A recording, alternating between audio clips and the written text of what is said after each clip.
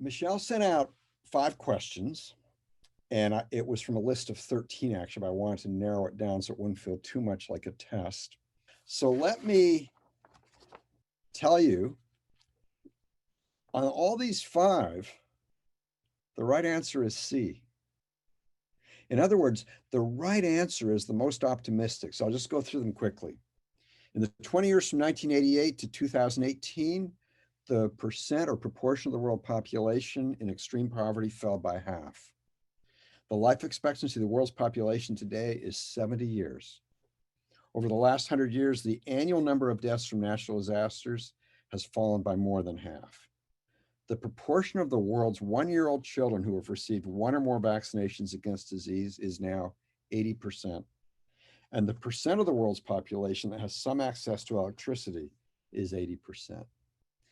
And I got this from this book, Factfulness, by Hans Rosling. And it's one of the, I gave a talk like this 8 years ago, but it took a lot of updating. And so this was one of my sources that I've worked on in the last week to update. I really do highly recommend the book. This is a quote from Martin Luther King Jr. Our lives begin to end the day we become silent about things that matter. These things I'm talking about matter. And what I'm getting at, and a large part of my talk, is in the same tone as Hans Rosling's book. There are a lot of good things in the world, and people have a tendency to overstate the bad things and understate the good things. A lot of good things have happened. So now I want to look at what are the main threats to our well-being, and these are what they aren't. Not the Chinese government. Sorry, President Trump. Not having our oil supply cut off, not running out of arable land, not global warming. Sorry, President Biden. Not terrorists. Sorry, President George W. Bush. Not shootings by police, and not foreign governments generally. Next slide. The main threat, and by the way, this has changed because I had to give a topic and a little description to Michelle. Well, guess what? When you research something, you learn things. So in the original thing, I said the main threat is our own governments, which that's one of them, but the other is bad health. And I'm going to show you some statistics later on. The medium threat, one of them is COVID-19, the pandemic, and I'll give you some data on that. And now I want to get right into it and say, next slide, please. Why is China not a threat? And what I want to start with, and this does overlap with a talk I gave at Ollie a couple of years ago about what's so great about globalization and what's so great about free trade. Globalization is a boon to mankind. What is globalization? It's the process by which regional economies are integrated through communication, transportation, and trade. Next slide. Here's a basic principle from economics. Whether we're talking about within the United States, within a state, within a city, or within the world, both sides gain from exchange. If we didn't gain from exchange, if we didn't gain from trade, we wouldn't trade. And so there's nothing magic about a border. We gain from trade with China, just as we in California gain from trade with New York, just as we in the Monterey Peninsula gain from trade with Southern California or with Salinas. People gain from trade. They give up something they value less for something they value more, or else they wouldn't do it. And I want to just get into how costly it is to try to save jobs by restricting trade. This is from a book in the 80s, but it still gives you a feel for the numbers. This is the cost of saving jobs with trade restrictions, and this is the annual cost in millions of dollars.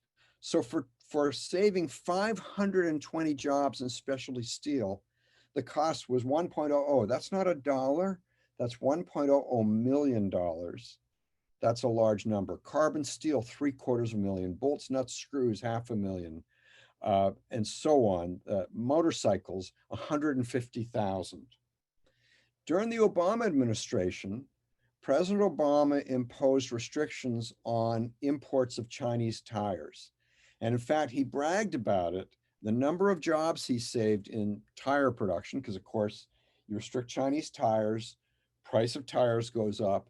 That means that US producers make more money and they produce more and they'll hire more people.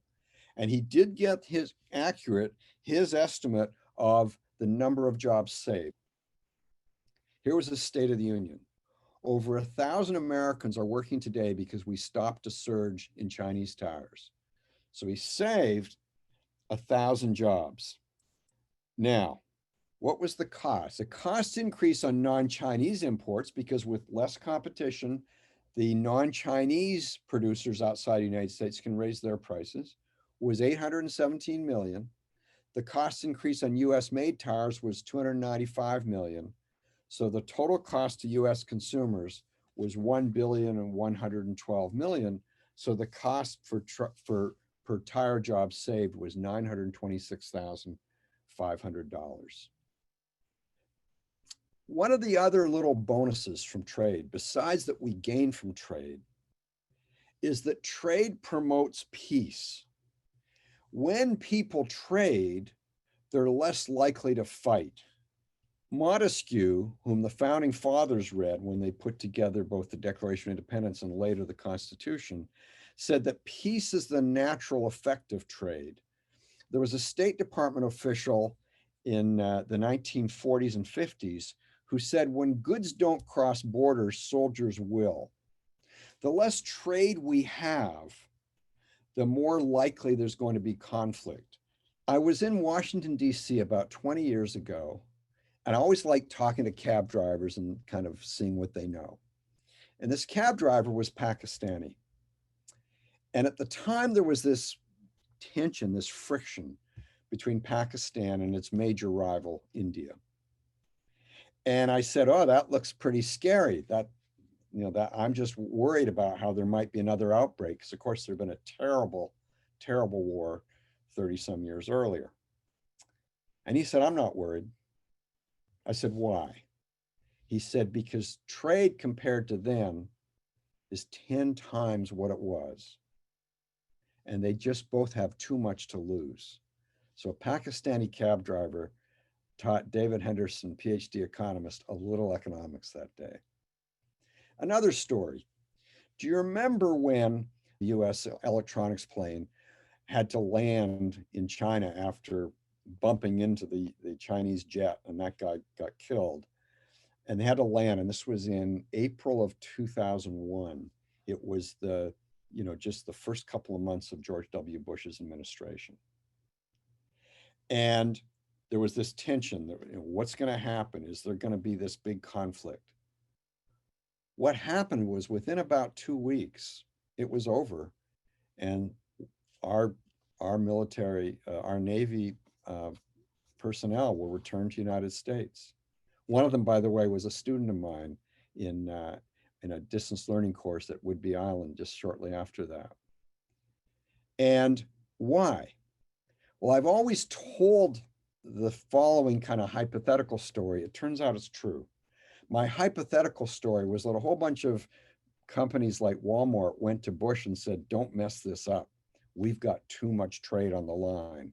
Well, it turned out Colin Powell did exactly that. He went to Bush and said that, and he kind of represented their interests. So how much does trade promote peace? Next slide, please. The higher the gains from trade between two trading partners, the lower the level of conflict between them. A doubling of trade leads to a 20% decrease in belligerence. In short, trading nations cooperate more and fight less. So that is, in a nutshell, well, that's part of the reason that I don't fear China that much, because they have a strong interest in keeping trade going, keeping trade alive. And I think that President Trump was really, there are certain objections we can have to the Chinese, especially how they're treating Hong Kong. But I think he was exaggerating the threat to us. And that brings me to the next slide. What about China's great Navy? So first question, aircraft carriers carry aircraft around. How many aircraft carriers does China have? Hint, 2/11 of what the US has. Next slide. And I call this used carrier for sale. This was a carrier they bought from the Soviets and then remodeled. And notice it's got that ski jump thing that the same as the British carriers have. And they've now got a second one. So they've got way fewer carriers than we have. China is definitely a threat. It's definitely a threat to Hong Kong, clearly. It's definitely a threat to players around there, to other countries around there. But we have something that's protecting us. And it's very hard to imagine how they would be able to invade us. It's called the Pacific Ocean. It'd be very hard for them to invade us. Can they mess with us? Can they do all kinds of stuff with the web? Yes, but they can't really invade us. And so that's why I do not see them as a big threat. People, and they don't worry as much because we're almost self-sufficient with fracking and so on, but people have worried over the last 47 years since OPEC almost quadrupled the world price of oil, about the oil weapon, about countries that produce a lot of oil using it against us. Well, either it's a dud or it will explode in the user's face. Next slide. Okay, first, no other oil producing country, no matter what it does to the oil supply, can cause us to line up for gasoline. Only our own government can do that.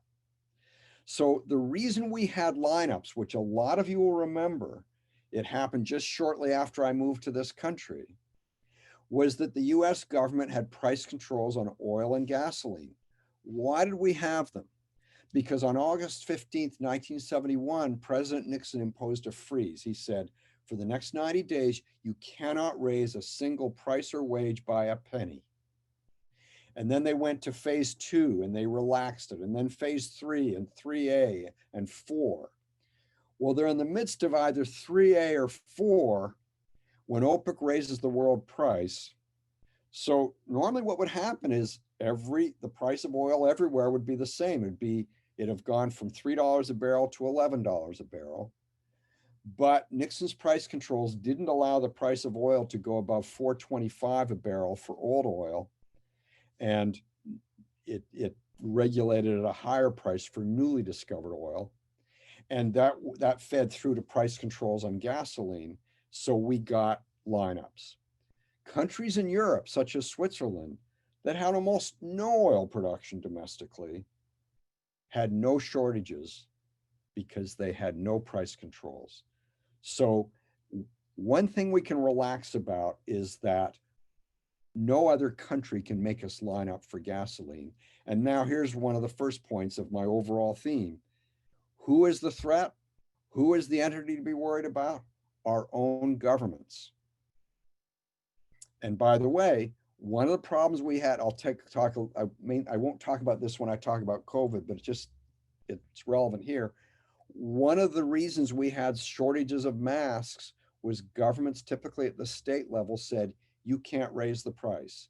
And because they couldn't raise the price, there was less incentive to produce more quickly, and people wanted more than they would have wanted at a higher price. Second point, so that's why we can't line up. Second point, an oil producing country cannot impose a selective embargo on a target country. And the reason is oil is sold in a world market. That makes it a dud. Let me say more. Imagine some world government gets mad at us and says, we're going to restrict our sales to the United States, our sales of oil. Okay. First, assume they don't want to reduce production. They just want to restrict sales to us. Okay, so if they don't restrict production, they're going to be looking around for someone else to sell it to. So they find, I'll just simplify because it might be many someone else's. But let's say they sell it to one other country. Then suddenly that other country is buying less from whoever its suppliers were. And therefore that oil is freed up to be sold to us. And so if world oil production doesn't fall, they can't hurt us. That's the slightest simplification. We might get slightly higher transportation costs because there's a reason we were buying it from where we were buying it, but it will be a very slight increase, probably on the order of under $1 a barrel. It's kind of like if you remember when you were a kid going to birthday parties and playing musical chairs. With this difference, the number of chairs equals the number of players, which would make for a very boring and lengthy game. However, in free trade, in international trade, boring is good. Well, that brings us to the only way a country's government can hurt another country using the oil weapon, and it's by cutting output. Here's the problem. Because cutting output raises the price, that's how they're going to hurt us. It hurts all oil consumers, not just the target country. It also will help all oil producers, friend and foe alike. And it will also hurt the country that cuts its output, so it explodes in the user's face. So it's not a targeted way to hurt a particular country. We often hear about oil dependence. We're dependent on other countries for oil. And here's the thing though. We are dependent, or at least up till a couple of years ago, we were dependent on other countries for oil. But dependence is a two-way street. They were dependent on us for the money that they wanted in return for the oil. So when I think of oil dependence, I picture a waif like Oliver Twist. Please, sir, I want some more. But that's not the nature. He just wants someone to give him something. We want trade. And so, yes, we're dependent, but it's mutual dependence. And so the whole idea of oil dependence really should go into the dustbin of history. It just doesn't make sense. What Adam Smith said applies here. It is not from the benevolence of the butcher, the brewer, the baker that we expect our dinner, but from their regard for their own self-interest. And here's me channeling Smith. It is not due to the benevolence of the world's oil suppliers that we get our oil, but from their regard for their own interests. Our oil supply is secure, not because our governments threaten to use force, our government threatens to use force against those who would make it insecure, but because the world's oil suppliers are like Kevin in Shark Tank. They want to make money. That's what keeps us secure. What I'm saying is that Jimmy Carter got it wrong. If you remember, it was Jimmy Carter who started the Rapid Deployment Force that turned into CENTCOM under Ronald Reagan. And we didn't really have that much of a military presence before then. We didn't train for that kind of thing. And because of price controls, that's what led to shortages, and that's what led to a push to try to even think about invading or attacking countries in the Middle East. And so we could do without that. We could basically, I say, get all those troops home and get out of there. Another issue is whether we run out of arable land, and I want to now look at the issue of feeding the world. This quote is from Jonathan Swift in Gulliver's Travels.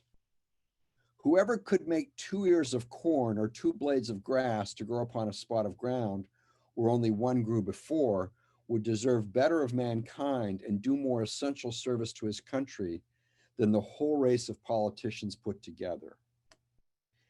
And now, we've had tremendous technological change in agriculture, and organic farming is basically a way of moving away from that change. So let me go to the next slide and ask the following question. What if we had had no progress, technological progress in agriculture since 1961? People farm 38% of the Earth's land area now. If yields from land were at their 1961 levels, 82% of the Earth's land would need to be farmed to feed today's population. And by the way, of course, it would be way more expensive. were we to replace all the industrial nitrogen fertilizer with manure, and that's basically what organic farming advocates advocate, we would next need an extra 7 billion cattle on an extra 47 million square miles of land to produce that manure. That's just 5 million square miles less than the total land area of the 6 habitable continents. Now, a next slide to show why genetic modification has been so great. This is output as a multiple of output in 1866. So the dark green is without genetic modification. When you add in the light green, it shows what genetic modification is done. And by the way, people in the third world understand that. Let's hear from an African. You people in the developed world are certainly free to debate the merits of genetic modification foods, but can we eat first? They understand how important it is to have genetic modification so that they can eat.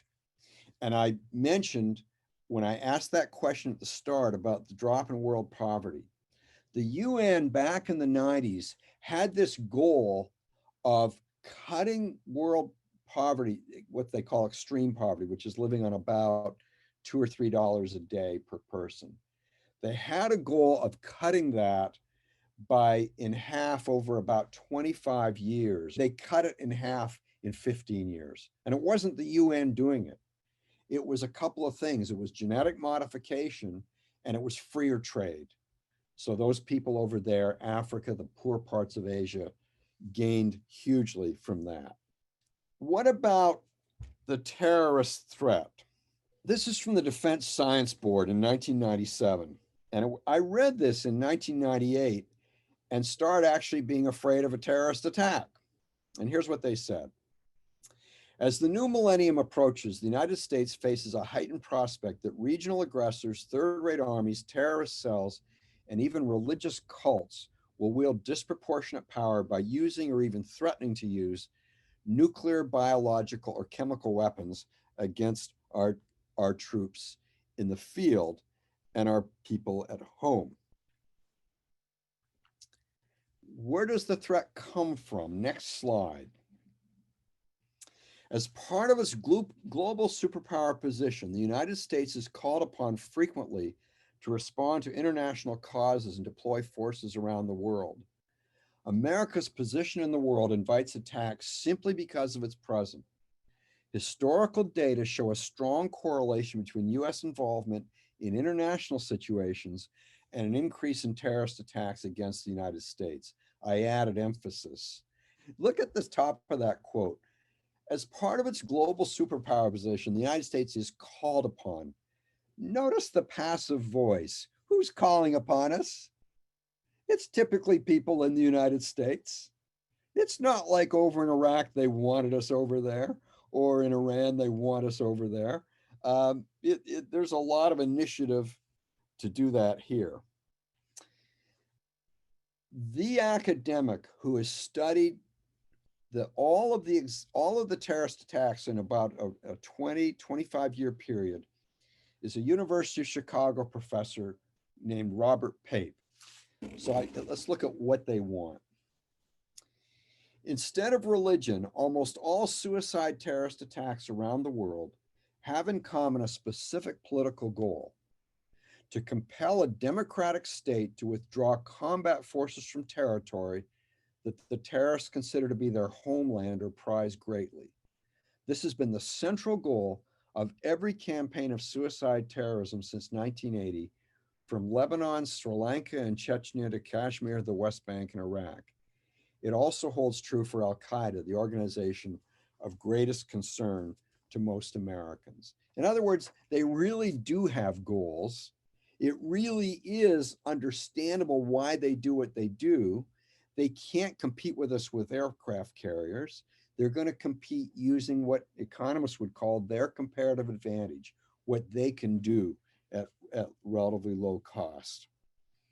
And now I want to show a quote from Paul Wolfowitz, who is a neoconservative in the George W. Bush administration. Next slide, please. Who was one of the ones pushing to invade Iraq. Because remember, 9/11 happened in 2001. A little history here. John Miller of ABC News interviewed bin Laden in 1998, and he had a number of big beefs with the US government. There were three main ones. Positioning of US troops in Saudi Arabia, which he regarded as Holy Land, because that was left over from the 1990-1991 war, Gulf War. The sanctions in Iraq that were causing lots of people to starve or be way worse off than they would have been, and the United States taking Israel's side against the Palestinians. In other words, it was the United States being involved here. So it was really striking when Wolfowitz in an interview admitted this. We can now remove almost all of our forces from Saudi Arabia. Their presence there over the last 12 years has been a source of enormous difficulty for a friendly government. It's been a huge recruiting device for Al-Qaeda. In fact, if you look at bin Laden, one of his principal grievances was the presence of so-called Crusader forces on the Holy Land, Mecca and Medina. And that's why I titled it, Now He Tells Us. It would have been nice to know. I was advocating getting those forces out of there well before 9/11. We might not have had 9/11. But then the question is, how lethal is terrorism? We think of terrorism as being really lethal, but that's because we might mainly think about one really, really bad day in which just short of 3,000 people got killed in one morning. But that's one day. So let's look at it over a longer period of time. Even with September 11 attacks included in the count, the number of Americans killed by international terrorism since the late 1960s, which is when the State Department began counting, is about the same as the number of Americans killed over the same period by lightning, accident-causing deer, or severe allergic reaction to peanuts. And that's an or, not an and. They're not adding those together. It's any one of those killed roughly the same number of people. Let's look at it as driving versus flying. So terrorism has made flying slightly more risky. For the risk of flying to equal the risk of driving, there would have to be one set of September 11th crashes per month. By the way, that means that TSA is killing people. It's doing it slowly, but it's doing it. And here's why. And I had some students do a thesis on this at the Navy School when I was an active faculty member. Think about when you go to the airport. You're slowed down. It's no longer as fast. So you add 5, 10, 15 minutes, maybe more, depending on the airport. That adds to the cost of a trip because part of the cost of the trip is time. Will that affect whether you drive or fly to Atlanta? No. But will it affect, or could it affect, whether you drive or fly to Los Angeles? Yes. So if they raise the cost of flying, the time cost just a little, and by the way, you're also paying a little more for the ticket because of the added TSA fee, you cause some people not to go by air and instead to drive. And driving is 80 times riskier per passenger mile than flying. So TSA causes an extra 1,000 deaths a year, probably. Moreover, there was what I call the unlearned lesson from 9/11. Next slide, please. Think about United Flight 93. That's the one that crashed on the ground in Pennsylvania. What was so different about that? Bunch of things. They got information on their cell phones in real time telling them what had happened to a couple of the other flights. The FAA used to tell us, if you get hijacked, just sit back and relax. You're probably going to Cuba. You'll come home the same day or the next day, and you'll have a great story to tell your grandchildren. What they learned was what we in economics and game theory call the payoff matrix. The payoff matrix was very different. You're going to die, and a bunch of other people on the ground might die. And that's why they were so heroic. That's why they took over. They broke all kinds of rules. They used their cell phones that they weren't supposed to. They didn't sit back and take the FAA's advice. And nothing was learned from that. There was one thing learned. They bolstered the door to the cockpit. That was a really good thing to do. But then a couple of other things happened and nothing was learned. Richard Reed, the shoe bomber, coming over from Britain. He tried to light his shoes on fire in midair because they had explosives. Didn't work. Some passengers took over. They tied him up with a belt. There was a doctor on board who drugged him to knock him out, and all those people survived. The underpants bomber who landed in Detroit on Christmas. When people realized he had a bomb, there was this passenger from the Netherlands who jumped across the aisle, jumped on the guy, and they subdued him. And that guy from the Netherlands was hurt, but no one else was hurt. And so what this is saying is, we know as passengers, it will be different in the future if we're hijacked. We are not going to act the same. And that's why I don't think we even need TSA. And by the way, if an airline decides it needs to have that kind of thing, it can decide. We don't need the federal government to decide for us.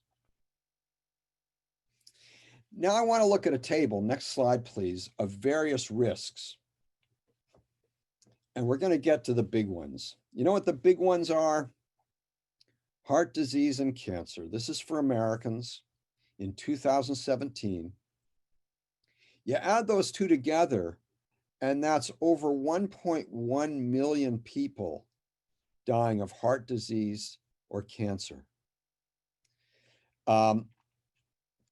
So your risk, and we go over to the right-hand side, and you'll see what that's like in terms of driving. Your probability of dying from heart disease in a year, or I should say an average Americans, that's equal to driving 159,000 miles, which is a lot of driving in a year. For cancer, 147,000 miles. But now, go down and look at some of the others. Notice homicide is about 40% of suicide. Terrorism, that risk is low, 149 deaths per year. That's like 807 miles. How about police killing someone who's unarmed? 62 people died that way in 2017. So that's equal to driving 15 miles. How about men? Well, 57 of them were killed, and that's like driving 29 miles. How about black men? 21 were killed, and that's like driving 80 miles. How about sharks? In an average year, 4 people are killed by sharks. So that's like driving 0.04 miles, which is 217 feet. So don't worry a lot about sharks. And it also says, worry way more about heart disease and cancer than any of those other things, because that's what might kill us. So for all Americans, 1 in 5.2 million Americans, unarmed Americans, are shot by police. For men, 1 in 2.8 million. And for black men, 1 in 1 million. It's awful. I'm not justifying it. I'm just saying, if you're trying to decide what to worry about, that should be relatively low on your list. And now I want to turn to COVID. We've got to extrapolate a little here. So I want to explain the first line there. I'm assuming that basically the COVID thing started early March, late February, early March. I'm assuming that by late February, early March, this coming year, 2021, we'll have approximately 300,000 deaths total. We're about 250,000 now. That's awful. Let's put it in perspective. It's half the risk of heart disease, the risk of dying from heart disease or cancer. Also, the risks vary dramatically by age. These following are from November 12th CDC data, but they lag a couple of weeks because they have to figure out exactly the ages and so on of people who died. This next statistic is one of the most important ones for a policy issue I'm going to say something about momentarily. The number of people under 15 years of age in the United States who've died of COVID-19 as of about the end of October was 81, which means for them, it was less dangerous than flu. Why does that matter? Because we don't close the schools over flu.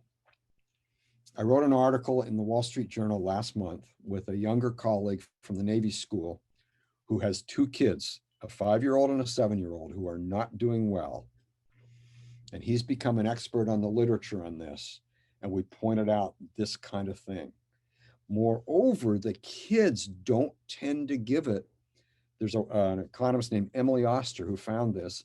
The kids don't tend to give it to the teachers. The teachers aren't that much at risk teaching them. And so I think one of the huge mistakes, whatever you think about closing bars, and I'm not going to mount a strong defense of that, the whole idea of closing schools for kids under age 18 is really destructive. The other thing is, think about why we want a vaccine. We want to get to something called herd immunity. That's always what you're trying to do with a vaccine. Well, there are two ways of getting to herd immunity. Vaccine, which obviously would be most of our preference, but the other way is just people spreading it and building up antibodies. If we hadn't closed those schools in March, and if we hadn't just shut down kids playing with each other all through the summer, there would have been we would have been a lot closer to herd immunity. They also would have been safer from things like the flu because they're spreading these things and building up antibodies. Now, for people under 45 years of age, 6,642 deaths, which was 3% of the total at that time. And now here's the scary one for most of us. For people 65 and up, 177,375 deaths. And again, this is up to a couple of weeks ago, which is 79% of the total. But even there's some good news or bad news, depending on who you are. There's a huge role of comorbidities. If you're 75 and you don't have comorbidities, you're pretty low risk in the grand scheme of things. Next slide, because now I want to compare it to the flu overall. The death rate from the flu in the 1950s and 60s, in the United States, if we apply it to today's population, which is about double, would be 160,000 deaths annually. So now, I think the worst case, and I might be wrong, I think the worst case with COVID-19 is we'll get to 400,000 deaths. If so, that's 2.5 times the flu. So as a rough rule of thumb, doesn't it make sense to be spending 2.5 times as much effort, money, et cetera, on COVID as on the flu? And yet when you look at the lockdowns, the shutdowns, the huge trillion-dollar government programs, we're spending orders of magnitude more.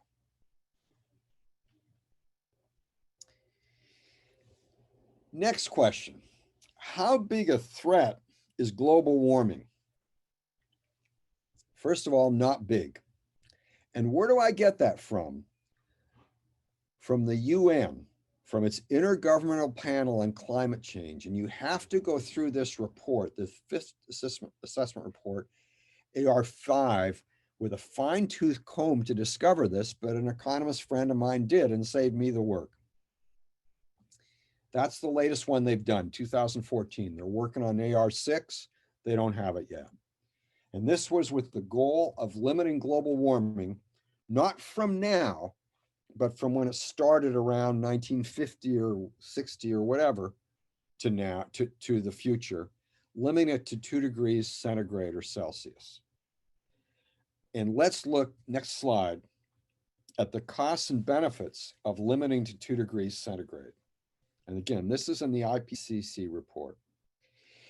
If they limit it to 2 degrees centigrade, it'll be at, and this is by 2100, the cost will be 3.4% of GDP by 2050 and 4.8% of GDP in 2100. And let me put that number in perspective. That's not saying GDP would be 3.4% lower in 2050 and 4.8% lower in 2100. That'd be horrible. It's saying it would be lower than it would otherwise be. And what are we used to in this country, in Europe and Japan and so on? We're used to economic growth. We're used to, in a bad year, and we've had a fair number of those, having per capita GDP grow by 1% a year.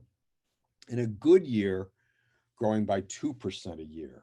And so what that means is our per capita GDP, let's say we had 2% growth per capita GDP through that whole time, we would be at 440% of our per capita GDP in 2015. The benefits, no limits, no government program, no carbon tax, no Green New Deal. The benefits would be 2.5% of GDP in 2050, which is another way of saying GDP would have been 2.5% lower in 2050. It'd be 4.6% of GDP lower in 2100 than otherwise. So now go to my 440% number. We would have been at 440% higher GDP per capita in 2100. Instead, we'll be at 435% with not limiting it. And then go now to the top part, the cost is higher. So it doesn't, so the cost is what we'd have to do, how do we have to rearrange the economy? The most efficient way is probably a carbon tax, not government dictating technology. We would have costs of 3.4% of GDP in 2050, which is greater than the benefits. We would have costs of 4.8% of GDP in 2100, which is greater than the benefits, 4.6%. Either way, we're talking small numbers. So are we going to do a really bad thing with a carbon tax? No. Are we going to do a really good thing with a carbon tax? No. It's a small, relatively small threat. Well, that brings me to what are the threats? And I call this the big policy threat. I want to distinguish that from what I talked about earlier. The big threats are bad health, cancer, heart disease, et cetera. But those are, and government can affect those. And in fact, on this slide, I'll talk about that. One of the threats, and this isn't necessarily to, well, it is in a way, I was going to say it is a threat to our per capita GDP. You go to prison, you don't make a lot of money, is proliferation of laws and regulations. So there's a criminal defense lawyer named Harvey Silverglate who wrote a book called 3 Felonies a Day. I hate that title. I went through that book and I could never see him making the case that the average American commits 3 felonies a day. And yet I have my friends on Facebook all the time saying, Harvey Silverglate showed that the average American commits 3 felonies a day. It was this jazzy title to sell books. He doesn't justify that, but he does show how many, many, many Americans do commit felonies in a year that they don't even know are felonies. In fact, the best story in the book is he talks about prosecutors in New York who have a little game they sometimes play. Someone will name someone or take a person in a certain situation, and the others will come up with how can we put her in prison? So one of the examples is a nun in a convent. What can we find on her? And they can find things, and they can make their life miserable and put them in prison. But it's not 3 felonies a day. It's probably more like a felony a month. But that's pretty bad. The second one, the Food and Drug Administration. When I was at UCLA earning my PhD in economics, there was an economics professor there who became famous for this study. What he did was he looked at the 1962 Kefauver-Harris amendments to the Food and Drug Law that said from now on, you can't just produce and sell a drug that you've shown is safe. You've got to show that it's efficacious. And my economist professor's name was Sam Peltzman. And what he showed was that shortly after that law was passed, through the last 8 years or 8 years of the 60s, the number of new drug entities fell from an average annual number of 40 to an average annual number of 16. And basically, it's like, if you've got to show efficacy, you've got to do more tests. And if you look at how many years were added, and it was years, lots of years added. I actually think that President Trump might have been reelected if he had said, okay, I'm telling the FDA today, they cannot prevent a drug on COVID-19 from existing by saying it's got to be proved efficacious. Just go with safety. And in fact, by the way, I think it's moving in that direction. I just don't think he did a good marketing job of explaining, because some of his economist advisors knew that. Another one that's just kind of standard, but we're experiencing it in California. The freedom to build housing. We have very little freedom to build housing in this state. And all of the regulations that prevent people from building housing make San Francisco, where my daughter lives, one of the most expensive places in the country and therefore in the world. And it's not that we're running out of land, we're running out of permits. We're running out of permits because people aren't allowed to build. Another one, we need more immigrants in our future. Whatever you think of immigrants, and I kind of like them, I am one after all, but we need more immigrants in our future. Why? Because at the low end, they do jobs Americans don't particularly want to do. At the high end, they're incredibly innovative. We're on Zoom today. Guess who produced Zoom? An immigrant. You know that old bumper sticker, if you can read, thank a teacher. Well, if you can Zoom, thank an immigrant. They did it. Immigrants are very important in this Pfizer drug for COVID-19. So there's a lot of ways we need immigrants. We also have immigrants, and I gave a whole talk on this to Ollie about a year or two ago. Immigrants tend to be young, and therefore they tend to be, they help bail out our Social Security system, and we're going to need a bailout in a few years. Another threat, the government debt on our future, and this one has come forward by 9 years.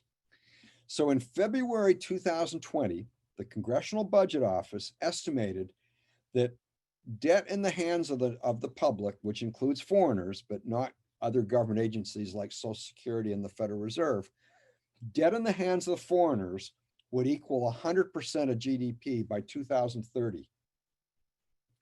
Well, they've put that forward. It's going to equal roughly 100% of GDP by late this year or early next year, due to two things: the decline of the economy, which was due to two things, COVID plus the lockdowns, and the huge $2.2 trillion CARES Act that was passed in March.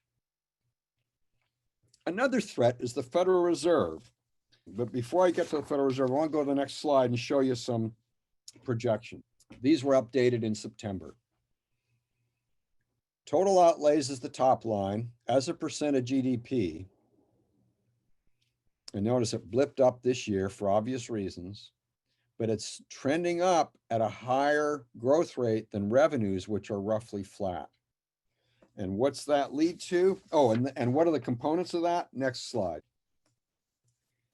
Major healthcare programs is the biggest one. Social Security is rising, but then leveling off in about 10 years. Discretionary spending's falling a little, other mandatory spending falling a little, and net interest rising a lot because of that higher debt. And now that brings us to the next slide. Federal debt held by the public is projected to equal roughly double gross domestic product in 2015, and the deficit is projected to equal 13% of GDP. To put that in perspective, all of government spending in a typical year in the last few years is around 21% of GDP. So that's over 60% of the overall percent of GDP for all government spending. Now we have four options to deal with the debt. Next slide, please. Cut spending, or even the growth of spending, increase taxes, inflate, or default. Before I go to the next slide, let me just say, cutting spending is obvious. It's hard to do. We don't have on either side of the aisle in Congress now a real push for that, either from Republicans or from Democrats. In fact, Biden's plans would have increased spending by $11 trillion over 10 years. If the Republicans hold on to the Senate, that probably isn't going to happen. The other one is increased taxes, but let me say a little about that. Taxes have been roughly 18% of GDP for the last 70 years. It's as close to a constant as you'll find in economics. And I think that's because there's a real resistance in America to increase taxes. And I don't see, even if they get rid of that resistance somewhat, we might get to 20% of GDP, 21%. Although even that's a stretch. When we got close to that under Carter, because inflation put people in higher tax brackets, Reagan had a tax cut. When we got close to that later on, Clinton had a tax cut. And so taxes probably aren't going to go up a lot, which leaves two things, inflation and default. Next slide. Inflation won't help much. There's something in economics called seigniorage. It's the revenue the government makes by printing money. The average seigniorage of industrial countries between 1973 and 78, a period of high inflation, was only 1%, 1.1% of gross national product. That's Stanley Fischer, very well-known economist who was governor of the Bank of Israel. And so that gets you a percent of GDP, not the 5% you might need. And the way a colleague of mine put it in an article, inflation's implicit tax on real cash balances will not be much more able to resolve the escalating budgetary problems of the US government than would an excise tax on chewing gum. Well, what about default? Next slide. There was a famous head of Citibank who said countries do not go bankrupt, and that's how he was justifying investing in a lot of bonds of Latin American governments. Gordon Tullock, he's dead now, but one of my heroes and somewhat friend, famous economist, said at the time, there's a myth that floated around the banking community not many years ago that governments do not go bankrupt. I cannot imagine who dreamed that one up. They do go bankrupt. And then the question is that good or bad? Next slide. You could regard it as a balanced budget amendment with teeth. If you look at the history of balanced budget amendments in this country, Reagan pushed for one in the early 80s when I was in the Reagan administration. The big objection, well, one of the big objections is, how do you enforce it? So they have a deficit. What do? You throw congressmen in jail, unlikely. What do you do? And there wasn't a really good answer. Well, if governments defaulted, people would be less willing to lend them money. So that's like a de facto balanced budget amendment with teeth. But there's a threat from the Fed. Next slide, please. Here's Jeff Hummel, the guy who said the chewing gum comment. Here's what he wrote in another article. Rather than following the prescription of Milton Friedman to merely control the total money supply and permit the market to allocate credit, Bernanke favors, this was when Bernanke was head of the Fed, favors credit allocation by the central bank. The evidence for this expanded role is sprinkled throughout his book. It is reflected in Bernanke's obsessive focus on interest rates as the sole indicator of monetary policy, his targeted but sterilized bailouts, his paying of interest on reserves, his expanding Fed assets to include mortgage-backed securities, and his efforts to manipulate the yield curve on treasuries. And I want to just focus on the second last thing there, his expanding Fed assets to include mortgage-backed securities. What we've had under Powell as the next step, Bernanke got going on it and Powell's taken the next step, is essentially the Federal Reserve as essentially an agency to do industrial policy. If you're thinking about the Fed fighting inflation, that's what the young people would say is, oh, so 20th century. What they do now is they do industrial policy with the bonds they choose to buy, the bonds they choose not to buy. And so they are the biggest entity now in deciding who gets credit and who doesn't. And I think that's very dangerous. So let me just sum up. There are a lot of things we worry about, and I don't know what your particular worries were. We'll probably find more out in Q&A, but a lot of things we worry about we shouldn't, and a few things we don't worry about we should. And I think the main ones we should worry about are our own health, and then certain government policies that make housing expensive or prevent us from getting drugs that would save our lives. My understanding is that China and Taiwan have a lot of trade between them. Is that enough to keep them from going to war? I don't know.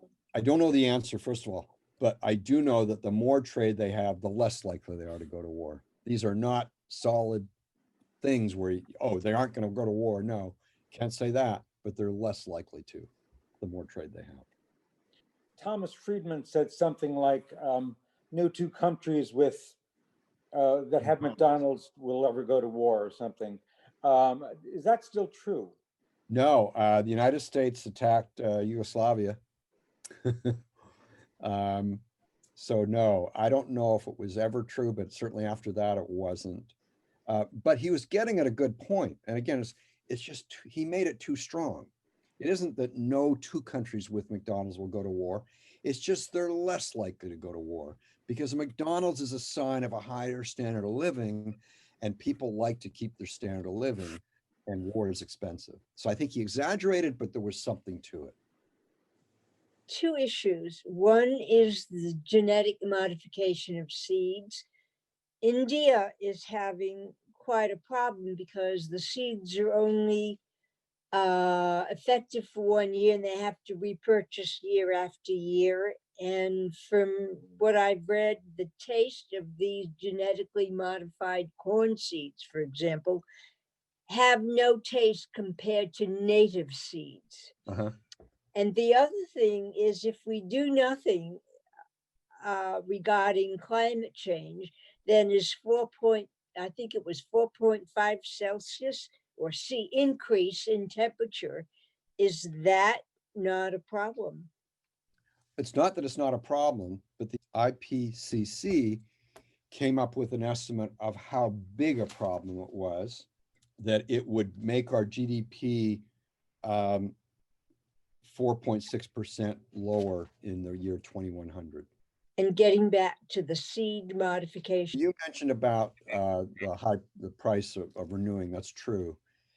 They're still better off doing it, or they wouldn't do it. I mean, what they had before was very expensive because of the amount of the crop that could be grown with it. So this is a major improvement. As far as taste, well, that's up to them, right? Let them eat lunch. Let them have what they want. If they don't want it, if they want to go with way more expensive stuff that has more taste, they will, but I think they won't, because they're more on the edge than we are. And they understand the importance of getting nutrition versus taste. I see this from Renee. Why use stats about mortality of regular flu from the 50s and 60s? The answer is because I'm trying to put it in perspective. Were we going, almost everyone on this thing was around in the 50s and 60s, almost everyone, probably 80% of you. Were we saying, oh, this is, let's just close down all kinds of things? No. And I'm saying if you take those numbers, expand them by our population, you get to about 160,000 today deaths in a year. And so do we do the extreme things we're doing to because it's 2.5 times that? And I think that doesn't make sense, especially when you consider. So there's this idea in economics of an externality. Someone does something, it affects someone else, and the first person doesn't take account of it. And that's why a lot of economists have favored all kinds of restrictions on people's activity. But there's this concept in economics called least cost avoider. So if it's something like transmission of disease, well, it takes two to tango, the person transmitting and the person getting it. So the least cost avoider, the people most at risk are elderly people with comorbidities. They are the least cost avoider because it's easier for them to stay inside than almost any other group. For one thing, most of them are retired, and some of them who aren't retired are working from home like me or from an office where there's no one around. And, focus on us, protect us, but don't make 20-year-olds and 30-year-olds and 40-year-olds lose so much of their lives. Debbie had asked, what about global warming GDP effects further out if coastal cities start to flood? Well, that's in those estimates. But what I can tell you is when you have somewhere between 50 and 100 years to adjust, you can adjust. So for example, in Miami, they have these incredible pumps they're investing in to pump stuff out if the water does go up. I have a friend in Miami. He's more worried about global warming than I am. But he was telling me about this friend of his who's one of the technology people who's quite confident that they will be able to handle that. Also, buildings tend to last, 50 to 80 years. So if we lose some of the coast, it's not hard to just build a little more inland. And remember that the Netherlands built dikes with technology a couple of centuries old. Think about our technology today.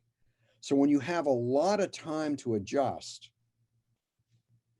it's not that hard for a wealthy society to adjust. When you talk about people who are under the age of 35 or so and the relatively low degree of risk for COVID, to what extent are you taking into account the possibility of infecting others, particularly in ethnic groups that are much more communal? Right. So I'm giving averages for a given age group, right? And that's what you're getting at. Not everyone's the average. So yeah, it can vary the way you're talking about. And by the way, one of the things that the Carmel pine cone has done so well, I'm on their list and I get these updates every day. And what do you see? Salinas and Salinas Valley, like where you live, Jim, in Carmel, where I live in Pacific Grove, it's incredibly safe. I looked at the numbers the other day. We're in the purple zone. If we just went by zip code, we wouldn't be in the purple zone. We wouldn't be in the red zone. We'd be in the orange zone. Like we'd be way up, where you could have like indoor restaurant meals and so on. The China argument, and specifically the South China Sea. Yeah. You're absolutely right. The Chinese carrier is really nothing to speak of. However, the Chinese have never sought to be a blue water navy with an international reach. If you look at their development of destroyer technology, they have more destroyers than the US, and they're more sophisticated than the US destroyers. I think, the issue becomes, to what extent is US involvement in keeping sea lanes open in the South China Sea something that is a threat and could lead to a more significant altercation? So I taught a cost benefit analysis course for many years at the Navy School. And I came across a study by this economist at the Center for Naval Analyses, and I got his permission to make copies and use it. Here was the striking thing, and I talked to him on the phone because I had to decode what he found, because you could tell he went into it. He looked at, okay, what if the Spratlys, and what if all these places where there's very, very shallow water, what if someone like the Chinese shut it down so it'd be very hard, to ship things? And he kind of hid the result, but his bottom line was it would hardly hurt us at all. Like, so much of our stuff from Japan, there's nothing it's going through. Same with China. And so what the countries that were hit would be the ones that you'd obviously think would be hit: Singapore, Malaysia, and so on. Well, I had a student from, I think it was Singapore, in my class, and he wasn't very voluble normally. And this came up, and I said, so what do you think? And he says, "Professor, we can take care of it." And so I don't know if they could take care of it, but the point is, they're the ones with the incentive. They're the ones with the huge hit as a percent of GDP. Now, why is that? Well, what he did with his study is said, okay, if you can't go through these straits, you've got to go around. If you got to go around, that adds time, that adds fuel. And he used a standard interest rate and figured out that our goods would be like, from other countries over there would be 2% more expensive. And so, or some number like that, it might even been less. And so the point is, I was talking about what's the threat to us. So the threat to us is low. The threat to the people in Hong Kong, for example, is huge. Let me just read it. We have experienced massive federal deficit spending without much consumer inflation. True.